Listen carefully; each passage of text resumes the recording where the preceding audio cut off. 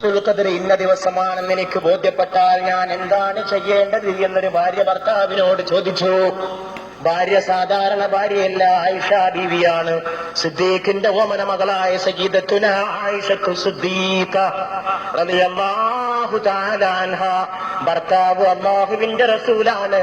ചന്ദ്രഗോളങ്ങൾ ചുറ്റിക്കറങ്ങി വന്ന ഭർത്താവിന്റെ കൂടെ കിടന്ന ആയിഷ ബീവിയെ നിങ്ങൾ എത്ര ഭാഗ്യവതിയാണ്. ആയിഷ ബീവി ചോദിക്കുന്നു, എനിക്ക് ലൈലത്തുൽ ഖദർ ഇന്ന രാവാണെന്ന് ബോധ്യപ്പെട്ടാൽ ഞാൻ എന്താണ് ചെയ്യേണ്ടത് അല്ലാഹുവിന്റെ റസൂലേ?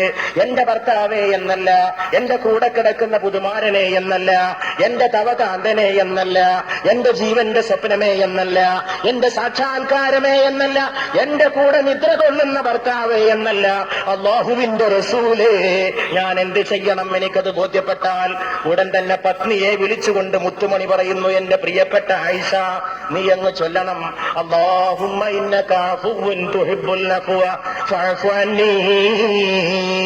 അല്ലാഹുവേ, നീ മാപ്പ് ചെയ്തു കൊടുക്കുന്നവനാണ്, നിനക്ക് മാപ്പ് ചെയ്തു കൊടുക്കൽ ഇഷ്ടമുള്ള കാര്യമാണ്, അതുകൊണ്ട് നീ എനിക്ക് മാപ്പ് നൽകണമേ എന്ന് ആയിഷ നീ പ്രാർത്ഥിക്കണമേ എന്റെ ആയിഷ എന്ന് റൂഹുൽ അമീനായ ജിബ്രീലിന്റെ വഹി ഏറ്റുവാങ്ങിയ മുഹമ്മദ് മുസ്തഫ സല്ലല്ലാഹു അലൈഹി വആലിഹി വഅസ്ഹാബിഹി വസല്ലം തന്റെ പ്രിയപ്പെട്ട പത്നിയെ ഉപദേശിക്കുകയാണ്.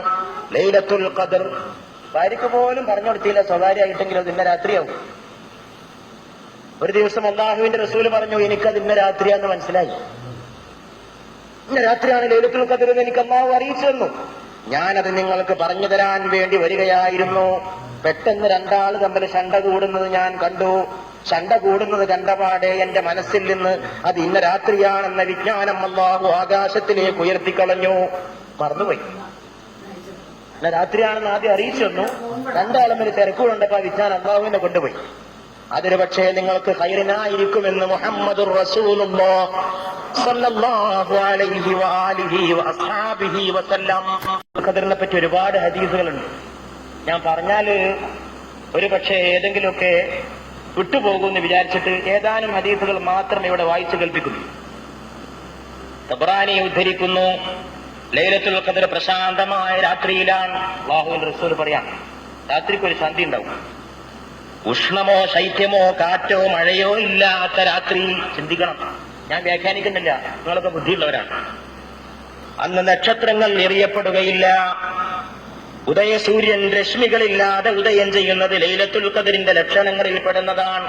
നാളെ രാവിലെ സൂര്യോദയം പോയി നോക്കണം, ബുദ്ധിയുള്ളവര്. തബറാനി രേഖപ്പെടുത്തിയ ഹദീസാണ്. വേറെ ഒരു ഹദീസിൽ സഹീഹ് ബുഖാരിയിൽ പറയുന്നു, അല്ലാഹുവിന്റെ റസൂൽ ലൈലത്തുൽ ഖദർ റമദാൻ 27-നോ 29-നോ ആണ്. അത് വേറെ ഹദീസിൽ വേറെയും കാണും. വേറെ ഒരു ഹദീസിൽ ഇബ്നു മാജ റഹ്മത്തുള്ളാഹി അലൈഹി റിപ്പോർട്ട് ചെയ്യുന്നു, ലൈലത്തുൽ ഖദർ നഷ്ടപ്പെടുന്നത് നിർഭാഗ്യവാന്മാർക്കാണ്, നഷ്ടപ്പെടുന്നവർക്ക് സകലതും നഷ്ടപ്പെടും. വേറെ ഒരു ഹദീസ് സഹീഹ് ബുഖാരി തന്നെ ഉദ്ധരിക്കുന്നു, നിങ്ങളതിനെ റമദാൻ അവസാന 10-ലെ 9 ബാക്കിയുള്ളപ്പോൾ, 7 ബാക്കിയുള്ളപ്പോൾ, 5 ബാക്കിയുള്ളപ്പോൾ തിരയുക. പിടുത്തം കൊടുക്കാത്ത ഹദീസ്. 9 ബാക്കിയുള്ളപ്പോൾ, 70 ബാക്കിയുള്ളപ്പോൾ, 5 ബാക്കിയുള്ളപ്പോൾ തിരയുക. വേറെ ഒരു ഹദീസ് സഹീഹ് ബുഖാരി, വല്ലവനും ലൈലത്തുൽ ഖദറിനെ കണ്ടെത്തണമെങ്കിൽ റമദാനിലെ ഒടുവിലത്തെ 10 അതിനെ അന്വേഷിക്കണം. വേറെ ഒരു ഹദീസ് വീണ്ടും ബുഖാരി, റമദാൻ അവസാന 10-ലെ ഒറ്റയിട്ട രാവുകളിൽ ലൈലത്തുൽ ഖദറിനെ പ്രതീക്ഷിക്കുക.